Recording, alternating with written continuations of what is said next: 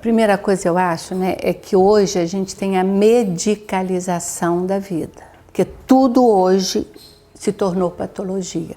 Outro dia eu vi, não sei se é verdade, que agora já tem uma das patologias, é o luto. Luto virou patologia, né? Então, tem remédio lá para o luto. Eu falei, meu Deus, tudo hoje é patologia, né? Mas eu acho que, de fato, a gente vive um dinamismo contemporâneo que é da coisa da produtividade, do dinheiro e do prazer. Então, eu acho que o poder, né, o dinheiro e o prazer são as dominantes da cultura atual.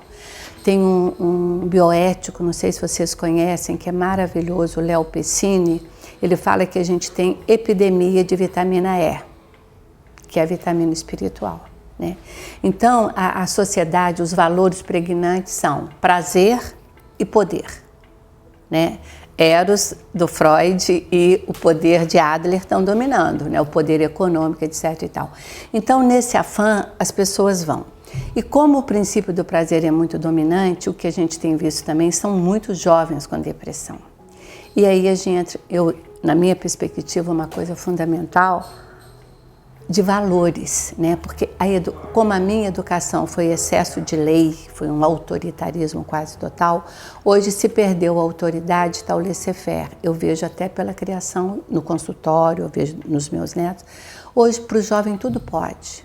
Eles não têm limite. Então, com os valores da educação contemporânea, que está muito assim, eu acho que é o princípio do prazer, né? Outro dia eu escutava uma palestra em que a pessoa falava do Eros, né, de Platão, que Eros é desejo, é falta. Então, que hoje o Eros domina. Então, Eros é o desejo daquilo que eu não tenho, eu quero. Aí eu tenho, ele até falava de crianças também, que daí a pouco aquele presente que ele mais queria, o pai fez um sacrifício enorme para comprar. Passado um mês, no máximo, aquilo já estava no baú descartado. Aí vem novo desejo. E isso vai acontecendo em tudo. Então, de alguma forma, essas pessoas que não foram preparados, né, para o limite, que é o princípio do pai, que é a lei, e hoje isso está muito escancarado, com muito mais facilidade diante das frustrações da vida, elas começam eles não têm recursos para lidar com isso. E aí começa a insatisfação, a tristeza, e aí eles vão caminhando e caem na depressão. Então eu acho que os valores associados a essa gratificação imediata do desejo, né, desse Eros que é satisfeito e vai pululando, isso é uma dinâmica, e a outra é a tensão da vida nesse corre-corre, que tem que ser isso, ganhar, ser, etc. e tal.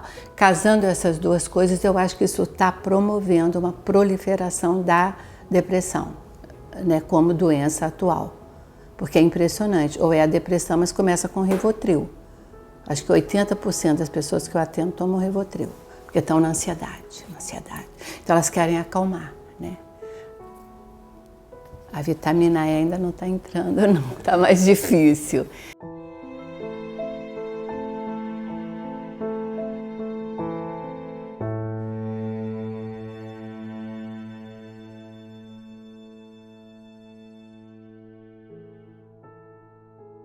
Que a grande questão, às vezes eu uso até aquela expressão que a primeira voz do homem, isso não é eu que uso, não minto, eu uso uma expressão do Mia Couto, onde ele diz que a primeira voz do homem é o choro. Porque quando o nenê nasce e ele dá o primeiro choro, todo mundo faz aquela alegria. E o choro foi realmente abolido da nossa cultura, né? Ninguém chega no consultório e diz, Dulcinea, eu estou triste. Já vai chegar lá, eu estou deprimido. Né? Quer dizer, por quê? Porque se perdeu espaço para elaboração, primeiro para consciência do sentimento, para se permitir sentir e externar, né? Do refrão do Adalberto Barreto na formação em terapia comunitária é: a boca cala, o corpo fala. Mas tem nos evangelhos gnósticos, eu não sei de qual é, que tem uma expressão de Jesus que ele diz: aquilo que você não põe para fora, aquilo que você não põe para fora te adoece. O que você coloca para fora te liberta. né? Então o que a gente vê, quer dizer, nesse mundo da pressa, do zap zap, de tudo mais, primeiro as pessoas nem entram em contato e se elas entram, elas não têm muitas vezes com quem compartilhar, porque a escuta hoje está muito difícil, né? Mas então, e se criou uma coisa também nesse mundo do elan vital, progressista, revista, etc e tal, que a pessoa ficar triste não é de bom tom, né? Então, à medida que eu começo nos primeiros passos, já não podendo expressar a minha tristeza, eu brinco que, diante, às vezes, do luto, né, a pessoa começa a chorar, o que se faz imediatamente é, passa a mão assim na... Que isso, meu amor? Fica assim, não. Vai tomar um banho, vamos arrumar, vamos para o shopping, vamos para o cinema. Quer dizer, ninguém acolhe a tristeza nem do amigo. A pessoa começou a chorar, por exemplo, perdeu alguém, tem que elaborar esse luto. Não, né? Então, vamos ficar bonitinho, vamos para o shopping, vamos sair, vamos não sei o quê. Quer dizer, é uma negação contínua desse estado de alma, desse sentimento, que é o fundamental. Porque a vida é o quê? Não é alto e baixo, perda e ganho, né? Então, nessa coisa de ganhar, quando vem alguma perda, as pessoas não elaboram, vão tamponando. Eu acho que isso é um dos motivos que está fazendo eclodir essa... É como se fosse uma coisa agônica, né? Tem uma frase linda do Jung que ele diz: é preciso comer o mundo. Né? E comer mundo é se entregar às vivências dele, com seus altos e baixos, que só isso nos liberta. Então também quem não come mundo, quem não se entrega, vai ou se entrega e não elabora, quer dizer, tudo, a boca cala, o corpo fala. Isso é refrão, né, da psicossomática, de tudo. Então, parece que até a gente conversava um pouquinho antes, muitas vezes toda doença e a depressão também é um farol querendo sinalizar que está precisando de combustível, né, para seguir andando, quer dizer, é um apelo de vida, né. Eu acho que o símbolo resgatado sempre, na minha opinião, eu gosto, como eu, dentro da visão do Jung, do mito do herói, né, que é o mito solar, eu acho que quanto mais a gente tem, não um herói patológico, a revista, mas um herói da autoafirmação, da autorrealização, para mim o grande símbolo é realmente o sol, é a luz, eu não tenho como, né? Então, essa dinâmica aí do velho, né? É como se na realidade, porque eu acho que isso, a gente pode falar de antes, mas na faixa etária mais velha, primeiro, a pessoa já tem uma característica, porque diz que a velhice não faz o que a maturidade não fez, ou a velhice reforça o caráter, que é uma expressão do Hillman, né? Então, as pessoas já têm uma tendência. Aí, quando vão ficando mais velhas, se aposentam, elas perdem um pouco desse prestígio social, desse contato social. Os filhos, os parentes estão na roda viva lutando pela vida. Então, já tem uma autodepreciação, que eu acho que isso é um dos fatores fundamentais da depressão. Elas começam a se sentir sem valor, desvalorizadas, porque não tem muita escuta, e perdem o contato. Então, elas entram numa ruminação com seus próprios pensamentos, e aí, vamos dizer assim, esse núcleo de negatividade, de falta de luz vai se expandindo, e eles vão começando a se sentir muito à parte, sem sentido, né? E se a vida fica sem sentido, a morte é inevitável, mas muitas vezes também eles não conseguem ver sentido na morte. Então, o grande pavor, os dois pilares da depressão na pessoa mais velha é justamente uma falta de sentido, uma inutilidade do seu ser, né? E um terrível medo da morte. Não pode muitas vezes falar a palavra morte. Então, a gente tem que fazer esse approach com eles muito devagarzinho, trazendo muito para a noção da vitamina E mesmo, né? E do E como espírito e como a vida é a vida, o biológico se vai, mas o que tem dentro de você? Então, tentando resgatar, isso é o foco do meu trabalho, da depressão na velhice, a questão biologia e biografia. Porque a biologia não tem como, é isso mesmo, né? A gente tem que aceitar e fazer um resgate da biografia. E aí eu tenho trabalhado muito o mito do Gênese. O pai lá criou o sol, a terra, arará, olhou, viu que era bom e descansou. Aí eu ainda brigo, coitadinho, olha a humanidade, olha o que ele criou, olha o que nós estamos vivendo, quer dizer, ele não criou uma obra perfeita ainda, né? Ele criou uma obra em desenvolvimento.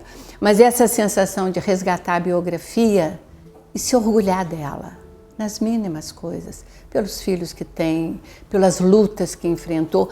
Então, no trabalho terapêutico, né, falando agora especificamente com os velhos, depois vocês podem perguntar com o jovem também, é muito esse resgate da biografia, da pessoa olhar para a sua biografia e, a exemplo do criador, poder falar, foi legal, né? Outro dia, atendendo uma senhorinha que já é minha paciente há uns 4 anos e ela é minha ídola, está com 85, 86, sei lá, fazendo esse resgate da história dela, aí ela diz assim, o que você mais se orgulha de você? Gente, ela me deu uma resposta que foi fenomenal.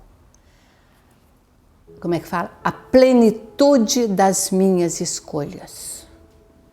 Aí eu falei, eu vou falar isso para todo mundo, não viu, fulana? Aí ela falou, Maria fulana de tal. Aí ela ainda deu o nome dela para eu falar, assim, entendeu? Eu fiquei tão feliz, mas ela realmente é uma pessoa... filha bastarda do Nordeste, veio para o Rio, se virou, formou os filhos, casou, quer dizer, era uma heroína, entendeu? Mas teve um câncer, entrou em depressão, aí o geriatra me encaminhou, mas ela já está comigo há uns 4 anos. Então, assim, olha a resposta que essa mulher deu. E ela estava magérrima, quase que anoréxica, né, com câncer, etc e tal. Tá gordinha, bonitinha e fazendo esse resgate da vida e podendo dar uma resposta dessa que é uma lição de vida. E aí a gente entra na questão fundamental que é tudo na vida é escolha. Né? Quer dizer, às vezes a escolha é aceitar a doença, é aceitar a perda, é aceitar que não pode, que não tem, e isso é que está muito difícil na cultura atual. Essa educação onde a frustração, o não se faz. O Adalberto Vieira, atualmente, ele tem sido muito meu ídolo. Ele diz o seguinte, excesso de superproteção é atestado de incompetência. Né? Porque à medida que a gente superprotege, o outro não faz as escolhas, o outro não se enfrenta e tudo mais. Então, quando começa a vir os primeiros embates, eles não suportam. Aí eles começam a se sentir como fracassados. E a superproteção, aí eu realmente recorro a Freud, que eu acho que nesse ponto ele foi fundamental. O Freud, quando fala da estruturação da personalidade, ele fala do ego ideal do ego e do superego. E a superproteção é quando, de fato, o ego ideal é o ego ideal da mamãe, né? O ego ideal, meu menininho, meu nananã. Então, a pessoa fica, né, com esse ego ideal. E o ideal do ego, que é o natural da nossa vida, que a gente tem ideais, que a gente lute por eles, né, vai ficando em segundo plano. Então, os adultos que eu tenho hoje, né, que ficam articulados ao mito da perfeição, ao perfeccionismo, porque a superproteção é o máximo, então o perfeccionismo se torna uma dinâmica intrínseca, qualquer coisinha vai manchar esse mito da perfeição. Aí, quanto mais ela não consegue, o ego fica cá embaixo, porque o ego ideal está lá em cima. Né? Então, o que a gente tem que matar é esse perfeccionismo. E aí, se a gente entrar na dinâmica da vida, né, como propõe Jung, acho que como propõe lá o Criador também no mito do Gênesis, quando ele fala, não comereis da árvore do bem e do mal, e aí ele instituiu, por essência, a essência do homem é o que? A consciência. E consciência, Jung fala muito bem, é dual, né? A consciência é sempre claro, escuro, bom e mal, quer dizer, a dualidade está aí. Então, gente, é porque eu afirmo, gente, como nós já... anos e anos da criação desse ser humano, e como nós ainda estamos longe de termos consciência que o que caracteriza o homem é a liberdade, que é a escolha. Né? Então a gente é fruto das escolhas. Então, à medida que aquele serzinho já vai não escolhendo e tudo se apresenta para ele lindo, maravilhoso, quando ele começa a ter os embates da vida, esse ego não está estruturado para isso. Hoje todo mundo trabalha com a resiliência, né? O que é resiliência? Levanta, sacode a poeira e dá a volta por cima. Né? E isso tem sido muito difícil. Então, quando vem o primeiro embate, né, esse levantar e sacudir a poeira, as pessoas não estão encontrando força dentro de si. Então você perguntava, né, Cláudio, sobre a questão do símbolo da luz, né? E aí eu falei o sol. Eu acho que quanto mais ao longo da vida eu constelo esse meu herói, esse meu céu, a minha fortaleza, né, o meu eu, né, mas não o meu eguinho egóico, egocêntrico, mas o meu ego em formação, eu acho que a gente expande uma potência, né? E agora lembrando também do Nietzsche, né, quando a gente fala da crucificação do Jung, e o Nietzsche diz: o que não mata fortalece, né, que é forjar resiliência para fazer os enfrentamentos da vida. E tem uma outra frase do Jung que ele fala que a unilateralidade é sinal de barbárie, né? Por quê? Justamente porque nós somos seres duais o tempo todo. Então bastou polarizar num lado, o outro vai nos sugar, vai nos desenergizar, né? Então essa visão do pêndulo, ela é fundamental. E muitas vezes a vida de hoje não está dando o sim e o não, o pode e não pode, eu amo e eu odeio, quer dizer, a gente entrar em confronto com a nossa dualidade, né? É o que está meio complicado. Então esse sol, né, à medida que na educação eu fui preparado só para esse, né, essa superproteção, eu vou me fortalecendo com a vida fácil. Quando a vida começa a dar os tropeçozinhos, eu não consigo mais resgatar a minha luz, porque de fato assim, eu ainda não conectei. Aí eu fico achando, né, que realmente a depressão, o símbolo da depressão é o escuro, é o túnel, né? E eu tenho, né, quando você me falou, você me ligou para falar da depressão, eu fiquei pensando muito, eu já tinha lido alguma coisa, aí eu revi isso que eu tinha lido, que a história, o deprimido é um Lázaro, né? No sepulcro. É como se tivesse uma pedra que obstrui, né? E a pessoa não consegue ver luz em lugar nenhum. Os deprimidos, esse mito do Lázaro, esse mito não, esse texto, né, evangélico lá do Lázaro, o deprimido é um Lázaro, ele está no sepulcro, né? Então quando Jesus vai lá, né, e retira a pedra e ele chama vem para a luz, não é que ele fala, que Jesus fala, se não me engano, ou vem para fora, né? Então eu acho que isso é o nosso trabalho terapêutico com o deprimido, né? É tirar essa pedra primeiro, né? Quer dizer, conseguir mostrar para ele e conseguir trazer para a luz. Então dessa vida de desafeto, de desengano, de descrença, de desilusão, de solidão, começar através do vínculo terapêutico, que eu acho que isso aí é fundamental, né? Nessa ligação afetiva, começar a trazê-lo para a luz. E o primeiro trazer para a luz é resgatar a autoapreciação, é resgatar o herói que há em cada um, essa potência de vida, para que ele comece a descobrir, né? Porque todos nós temos esse potencial e a gente consegue, né? A clínica mostra isso para gente, acho que em qualquer faixa etária, né? Então o mito do herói ele é forte, porque ele fala de enfrentamentos, e agora me veio o Graal, porque ele tinha um sonho, ele queria ser cavaleiro, né? Então ele vai em busca do sonho dele. Todos os enfrentamentos que ele fez não foi para ganhar o mundo externo, foi para buscar aquilo que era o ideal dele, que era o sonho. Então eu acho que alimentar também esses ideais da autoafirmação, não no sentido da conquista eterna, mas da afirmação daquilo que é o meu desejo genuíno, né?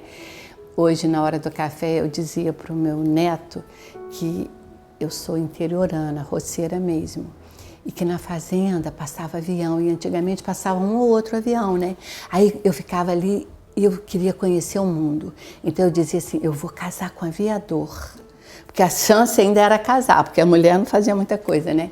Aí depois eu fiquei pensando, mas dentro de mim já havia aquele anseio de ultrapassar montanhas, né? De ir além. E eu olho para a minha vida, foi sempre buscando essa autoafirmação no sentido de ir além das buscas da morte, do sentido, da vida, da filosofia. Então esse é o mito de herói de cada um, né? Quer dizer, aquilo que te alimenta a alma, não aquilo que você armazena ou consegue dos ganhos materiais. Então, à medida que a gente é fortalecido dentro de cada um de nós, o seu ideal, o seu sonho, né? O que é você, e há um approach no sentido de vai, você consegue nesse enfrentamento que o meio ambiente dá, né? E que hoje a gente vê que não é muito vai, eu te levo, eu faço, é dado e não é conquistado. Então isso não fortalece o ego, né? E a gente tem que fortalecer esse ego, porque quanto mais fraco o ego, ele vai ficar mais submetido às intempéries da vida. E eu acho assim, o mundo da imagem, porque a gente hoje vive no mundo das imagens, né? Se a gente vê a televisão, o zap, tudo, as imagens o tempo todo estão nos mobilizando, mas de uma forma voltada só para fora. Então esse resgate de nós encontrarmos dentro de nós como a gente expressa isso, está muito em desuso e ninguém tem tempo, né? Eu vejo às vezes até no consultório, hoje todo mundo faz terapia uma vez por semana, né? Ninguém pode fazer mais. Então, para essa coisa de ganhar tempo para vir para a vida, às vezes eu falo, ó, tarefa, dever de casa, então vê se você consegue fazer isso, consegue fazer aquilo. Ninguém consegue. Ninguém consegue, não tem tempo. Ah, do cinema não deu porque eu fui para o trabalho, eu cheguei em casa, quer dizer, cada um vai ter uma desculpa nessa roda viva, né, de fazer esse mergulho. Então, às vezes, a única hora que as pessoas conseguem parar para se ver é justamente na hora da terapia, né? Porque as pessoas não estão podendo parar para ver o que vai nesse sentimento, né? O que está aí. Porque se eu entro em contato com isso, né, com esse sistema límbico, com essa afetividade, a gente consegue talvez ressignificar e transformar. E eu acho que é isso que está faltando no nosso, a escuta, a parada, o se ver, o olhar para si mesmo, né, e encontrar o que é que me move, né? Então, quando pequena eu via aquele avião, aquele era um símbolo para mim de ultrapassagem, de voo, de altura, né? Que na época eu não entendia nada. Depois que eu fui ressignificando e vendo como aquilo já era um símbolo que me impulsionou. Cada um de nós tem o seu, né? Você sabe expressar o seu, você sabe. É bom, né? Quando a gente consegue, encontra, né? E aí, até falando para esse símbolo que a gente foi não conscientemente, né? Porque às vezes ele vai nos movendo inconscientemente até que em algum momento a gente faz um insight e aí a gente ressignifica tudo. E eu acho que o trabalho com a terapia, né, em qualquer nível, não é só da depressão não, é justamente a ressignificação dos fatos, porque isso muda tudo, né? Nesse afazer cotidiano, no corre-corre, né, que é o estresse, ansiedade e depressão, que vai ficando um círculo vicioso, exatamente. Marta, Maria escolheu a melhor parte, aquilo que não lhe poderá ser tirado, né? Que é o autoconhecimento, né? Que é o apossamento. Quer dizer, Maria estava na busca do essencial para ela e as pessoas não estão parando para isso, é verdade. Quer dizer que através do Lázaro a gente tem duas lindas lições, né, dessa coisa, né, no processo inicial da gestação da depressão e depois como sair dela. E a melhor definição que eu já encontrei de espiritualidade foi a de Mircea Eliade. Ele diz, é a consciência de que somos criatura. Isso para mim é espiritualidade. E aí bate com uma afirmação fundamental de Jung, quando ele diz assim, metade da verdade está aqui nas minhas mãos, a outra metade está nas mãos daquilo que é maior do que nós. Acabou. Eu acho que com essas duas frases a gente sintetiza tudo, né? Então essa consciência de que nós temos o livre-arbítrio, metade da verdade está aqui, eu faço as minhas escolhas, eu achei muito legal que Jung pôs isso na mão, está aqui nas minhas mãos. Eu sou fruto das minhas escolhas, né? Eu comi a árvore do conhecimento, do bem e do mal, está aqui, eu vou escolher. Mas a outra metade está nas mãos daquilo que é maior do que nós. Então, acho que essa aceitação também é a base para mim da espiritualidade. Só, independente de qualquer religião, né? Então, eu vou sentir exatamente isso. Eu não sou dono da minha vida, tenho algo mais aí que transcende. Então, esse algo mais é que vai nos dar força para confiar na vida e sair da segurança na existência. Porque eu vou confiar na vida. Eu gosto muito desse paralelo que é do Rudolf Steiner, né? Confiança na vida e segurança na existência. Então, se eu quero só a segurança na existência, mas eu não tenho confiança na vida, eu não tenho base. Se eu tenho confiança na vida, eu seguro os contratempos da existência. E é isso que está faltando. Quando você traz isso, a gente chega na fé. A fé passaria exatamente por isso. Exatamente. É a confiança. Fides é isso, é a confiança. E está faltando muito, que é a tal da vitamina E, né? Que tem coisas que vai além de mim, não adianta, né? E tem uma afirmação linda do Jung, que ele diz assim, Deus é tudo aquilo que chega na minha vida, atrapalhando os meus planos, mudando a direção, escangalhando com tudo, que é o 50% que está nas mãos daquilo, né? Aí se a gente tem essa confiança, a gente diz, não, deve ter um sentido, o que vier, né, eu vou dar conta, a gente ressignifica. Senão a gente entra em desespero mesmo. Se eu fico achando que está tudo aqui, aí eu não dei conta, eu não consigo, aí a gente vai entrando nesse imbróglio sem fim, né? Então a consciência de que nós somos passantes o tempo todo. E isso é fé, né? Eu saio da escravidão, vou para a terra prometida, eu saio de um momento, eu vou para o outro, eu saio da luz, eu vou para a sombra, da sombra eu vou para a luz. Mas se eu sinto que nesse jogo eu tenho um chão firme no qual eu piso, que é a fé, que é a confiança, a gente supera. Mas como esse chão está sendo tirado, ou essa areia está movediça, né? Deve ser difícil mesmo. Gente, eu fico vendo com fé, eu tenho uma fé muito forte. A vida é difícil, tem momentos que são difíceis. Né? Imagino para quem não tem. É muito fácil entrar no desespero, na depressão.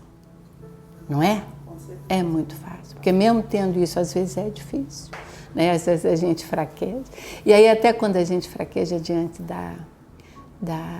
das intempéries da vida, eu lembro muito das últimas palavras de Jesus, que eu amo também, sempre que eu dou aula sobre a paliação e a morte, eu uso as últimas palavras de Jesus, quando no momento ele fala de Deus, por que me abandonaste? Gente, isso é lindo. Afasta esse cálice, até ele fala, Pai, afasta isso, quer dizer, falando até dos momentos de sofrimento da nossa vida.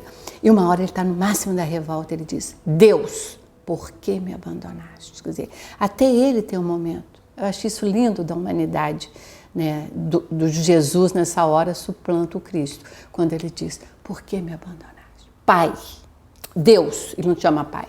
Todas as horas ele fala Pai, nessa hora ele fala Deus. Né? Aí passa esse momento, nas tuas mãos eu entrego, aí ele vai.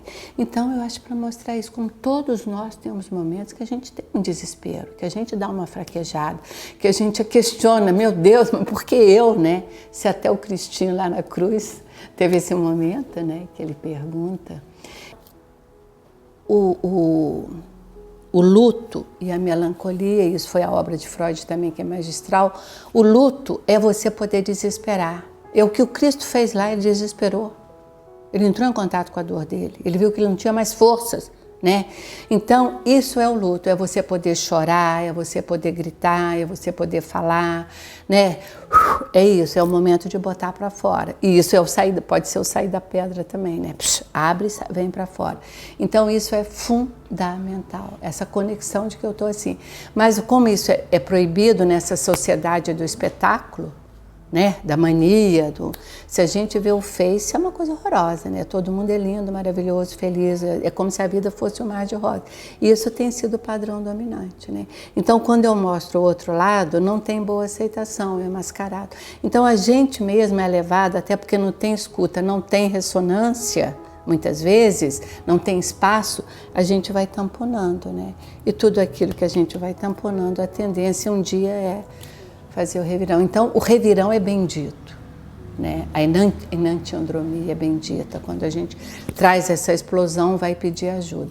Agora, tem uma coisa impressionante, né? Qualquer tristeza hoje, as pessoas estão tomando antidepressivo. E tem o polo oposto, aqueles que não aceitam tomar o remédio.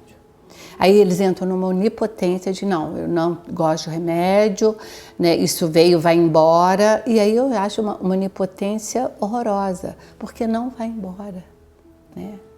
Não vai embora. E a medicina está isso para ajudar. Né? Então, acho que a gente tem os dois lados. Aqueles que por qualquer coisinha, a tristeza já virou antidepressivo, né? Porque não tem espaço nem para tristeza. E aqueles que mesmo estando depressivo, negam a medicação. E, gente, quando eu penso que o Jung falou da massificação, em 1940, por aí, né? Eu acho que ele nunca imaginaria, ou talvez até imaginasse, né, que 100 anos depois a gente estaria literalmente imerso na massificação, né? Hoje, quando fala da sociedade do espetáculo, a sociedade líquida, né, Bauman, Lipovitsky, todos falando isso, o que é? É pura massificação, né? E a massificação só pode levar ao vazio, né? E é o que está imperando mesmo. Então eu falei, gente, ou ele já foi um visionário, como ele foi em muitas coisas, né?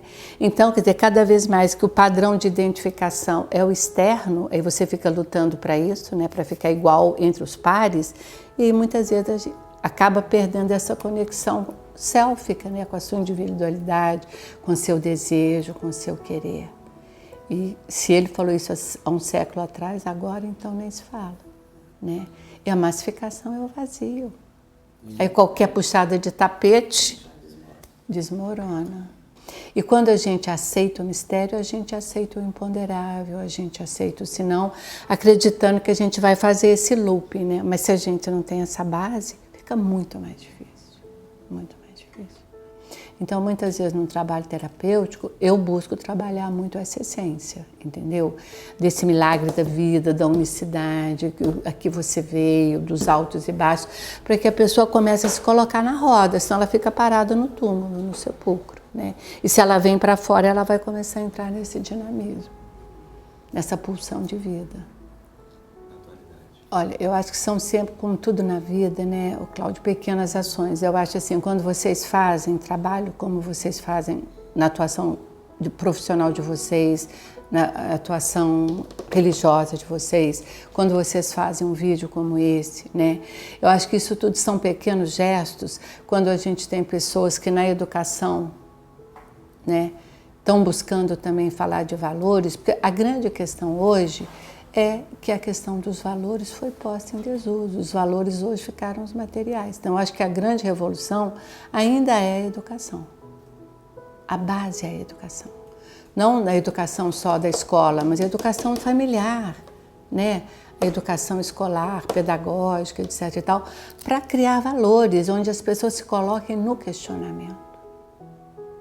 E isso não está sendo exacerbado a técnica, o domínio, etc., mas o questionamento não. Então eu acho que realmente assim, valores é a coisa mais difícil. E não vai haver uma mudança se isso não acontecer, né? Mas infelizmente se a gente pensa na enantiandromia, talvez a gente vai ter que viver um caos para que haja uma reviravolta. Aí a gente vai para o dilúvio, vai para não sei o quê, a ordem cósmica, né, leva sempre a isso, a transtornos. Para quê?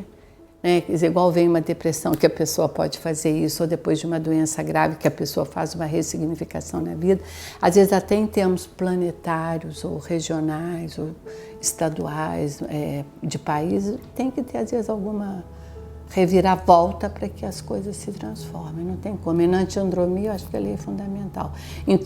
Quando Jung diz unilateralidade é sinal de barbárie, isso, entrou na barbárie, vai haver na antiandromia para ver se há um equilíbrio, né? Nossa, essas palavras finais sempre são tão contundentes, né?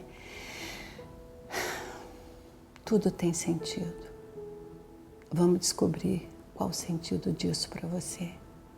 Possivelmente você vai se tornar um ser melhor, mais feliz, mais pleno, se a gente conseguir fazer essa passagem. Sempre é a questão.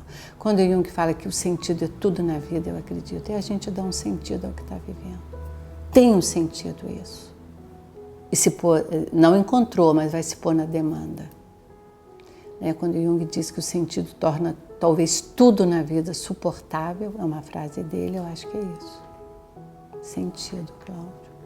Porque se a pessoa encontra, ela ressignifica. Vale a pena viver? Eu pessoalmente, eu amo a vida. Eu sou uma potência de vida, eu acredito na vida, né? Eu passo isso e eu acho a vida uma coisa maravilhosa nesse mistério que ela é, que é o imponderável, né? É o imponderável. E cada vez mais, à medida que eu estou me tornando velha, eu agradeço ao Criador, eu acho que eu estou ficando sábia, eu estou metida, né? Mas eu acredito mesmo, porque cada vez mais eu acredito no agora, né? Que a eternidade é o agora. Eternidade não é uma temporalidade que se põe depois da morte. Eternidade é que eu estou fazendo o meu momento vida. E à medida que isso faz cada vez mais claro para mim, eu acho que fica mais fácil potencializar isso no outro.